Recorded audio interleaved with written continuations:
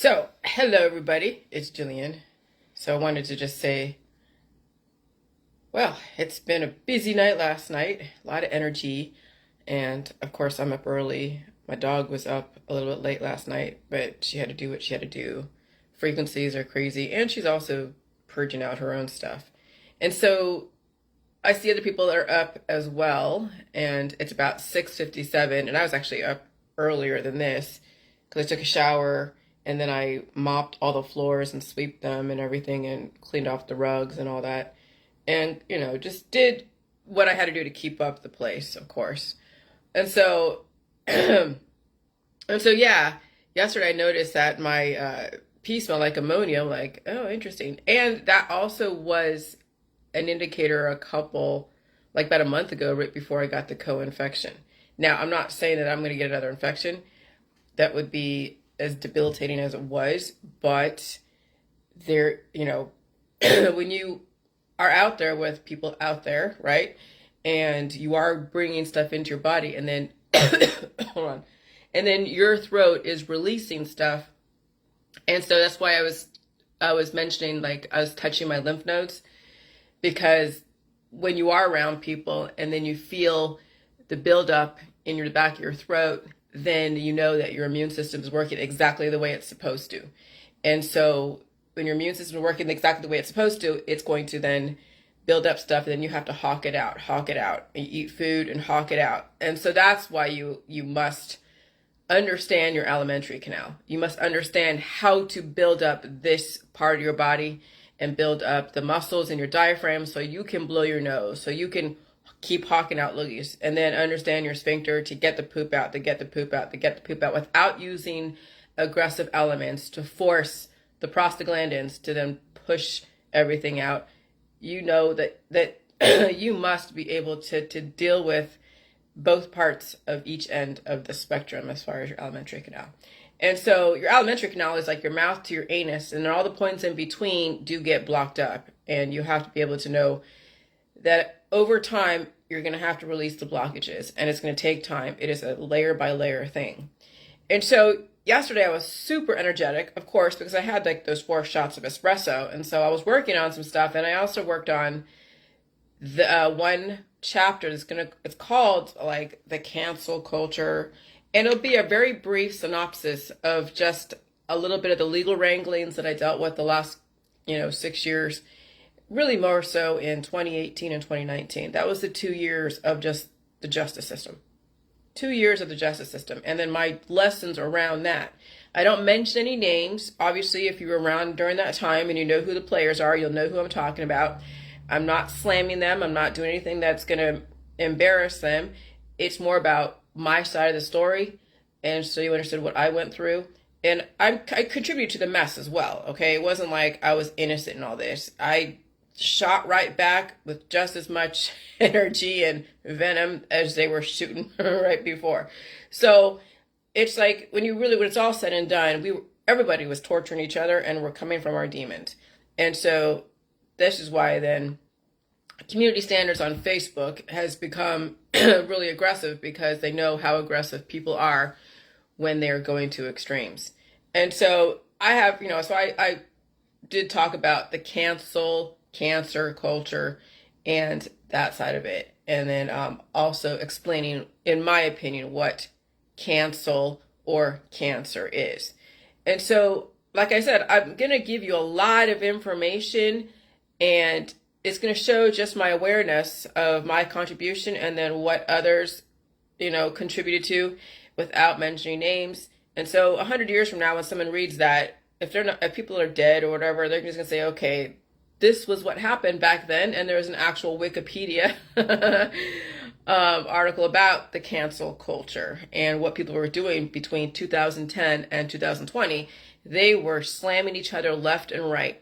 And nowadays, they still do on some level, but you really can't encourage vigilante justice. You really can't.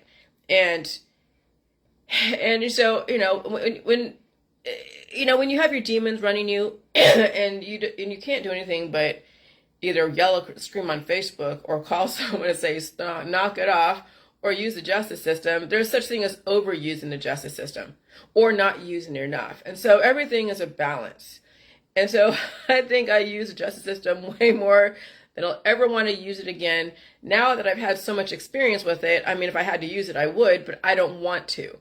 I really don't want to. If I can stay away from the government and them babysitting my situation, that would be so optimal. Because if I am advocating that you be on your own and you deal with your own health issues, and you should deal with your own behavior issues that would warrant you using the justice system. But obviously, if people are stupid out there and they want to, do whatever, then you got to do what you got to do.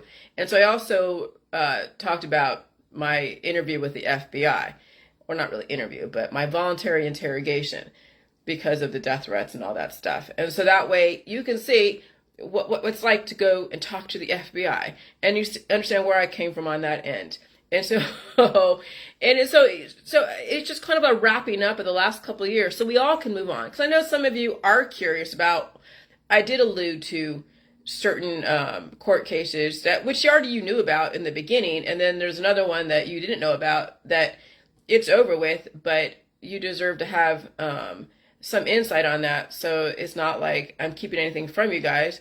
It's not public record because it's one of those things, but you still must hear my side of it. So, so you understand how people use the court system to silence each other. Okay. And that is not okay. But still, you cannot also go after people either. You have to keep everything on your Facebook. You got to just be you got to be an adult, a mature adult, okay? And we all were children a couple of years ago. We all were fucking children, and myself included. And so it's more giving an example of how immature the world is. And when you put everything out online and you hear people's thoughts and you see how they react to new information, you now see how immature the world is, but on a grander scale, not just through the news because of shootings or crimes or child abuse, but now you see how people interact with each other on a one-to-one basis. And it's pretty evil. And so if people are interacting with each other evil on Facebook, imagine what goes on behind closed doors. If someone is attacking somebody and just relentless, can you imagine what things are like out there? I'm not saying that person who's attacking somebody is doing anything to their kids or their husband or wives, but I mean, obviously everybody has the potential if they're willing to attack someone. So, I mean, that's the thing. And so if you see how evil people are on one-on-one or even on Facebook, then you can imagine how much deeper it goes behind closed doors. And that's a scary thing. And that's a valid point that I need to make, because now when you see how aggressive people are, they've been through some shit. You saw how aggressive I was. Oh, I was aggressive. And so were the ones coming after me, fucking aggressive. And it's pretty sad that that's how we've been raised. And everything stems back from the Silicon Valley 1940s engineering people, bioengineering people, going a little bit too far and not taking into account that you have to release a lot of those dragons. What is it? How to Train Your Dragon? That's probably another allegory. Were there dragons in the past? Maybe there were. I couldn't tell you. I mean, I couldn't confirm it. But when you think about that story, and I've never read it or watched the movie, but How to Train Your Dragon, it's no different than how to train your alter ego, your defense system that became so aggressive and so traumatized. And then when you're focusing on a specific thing, like an occupation or a talent or whatever, that dragon then becomes one side of you that is talented, and there's another side of you that is trying to keep the peace between you and your alter ego. And people are like, oh, that sounds like multiple personality disorder. Not necessarily. You can have a few personalities, right? Depending on who you interact with, you'll have different interactions with people, and different personalities come out. So, my husband's a little flirtatious because he's just that way. He'll talk one way to women. He'll talk another way to his guy friends. He'll talk another way to me. And that's fine. I mean, my husband is a man of the people. He's chameleonic. He knows how to make people feel good. Okay? And that's awesome. And so if you can be 3 different ways with 3 different people, then imagine how many things are going on inside your head, and how many spirits that are in you that are helping you out, that are warning you, that are helping you, that are giving you the talent, that are helping you write and learn things. I mean, you really got to foster all those different children to then mature, to become an adult, become an amazing human being. And so then you don't have to rely on so many people, because you have so many types of diverse talents that are not going to destroy you, but only help you. And so, wow, yeah. And so me focusing on the cancel culture and then my experience with it really is a lesson for not only myself, but the rest of the world. And if somebody 20 years from now looks back on what we've dealt with, we can see then how it impacted the JJ world, and then it will then also confirm that adults need to mature. We're not even near mature enough. Not if we're only living to less than 100 years, and some of us haven't even been given the gifts to mature because of predisposed issues and lack of access to resources. And so you can imagine how much more we have to go, like a long way to go. And so this is gonna be a short transmission because I want to do some writing and whatever.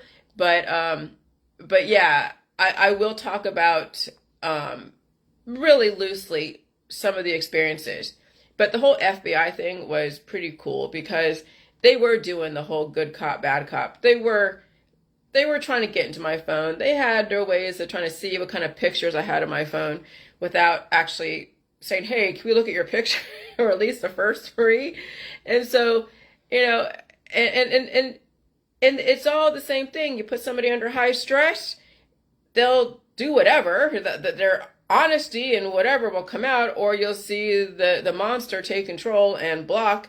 And so, yeah, when you're watching interrogations, on YouTube, you can see their tactics. You saw with the Chris Watts, their tactics with getting him to admit. Okay, so I don't remember all of everything at the interview, but I do remember the female was really, was really poking me, and the male was being kind. And the reason why the FBI was interrogating me is because I was reporting death threats. And it's funny, a couple of years, actually last year, they were the same FBI were around, but they were doing an investigation in my neighborhood for something else. And we saw them in front of my house, and we asked them, what was going on. They're like, oh, we're investigating something because something happened with my next door, the house that's next door that got torn down, had a bunch of stuff going on. And so they're doing that investigation. I noticed that it was the same FBI agent that was interrogating me. And so I still have an email address to him, and but I haven't used or sent him any kind of, forwarding emails of anyone being stupid. And so, but when people were being really stupid, I was forwarding all these emails to them saying, okay, here's another person's being stupid. Here's another person's. They're like, okay. I mean, who knows where they'll take it, but just a record, of just stupid people. And that's it. And that was really my only interaction with the justice system besides the two other court cases. And one, you'll find out what it was. And that's it. And so, but we got to wrap up. We really have to wrap up the last 6 years so we can move forward. I mean, if I don't mention it all, then everything will be left to speculation. And everybody, there's like, 50 sides to every story. Really, there's like 3 sides to every story. There's the justice system, there's the plaintiff, and there's a defendant. Okay? And so you got to, if the justice system has the records on file, go read the records. If the defendant has their own side of it, then you can listen to the defendant. If the plaintiff has their own side of it, you listen to the plaintiff. And then you take all those 3 things and you read it, and then you realize there's a bigger picture, and it's not just this person's story is the only one correct, not just the justice system is the only one correct, and not just the other person's story is correct. They all have a valid point, and we all just need to fucking mature. All right? Bye.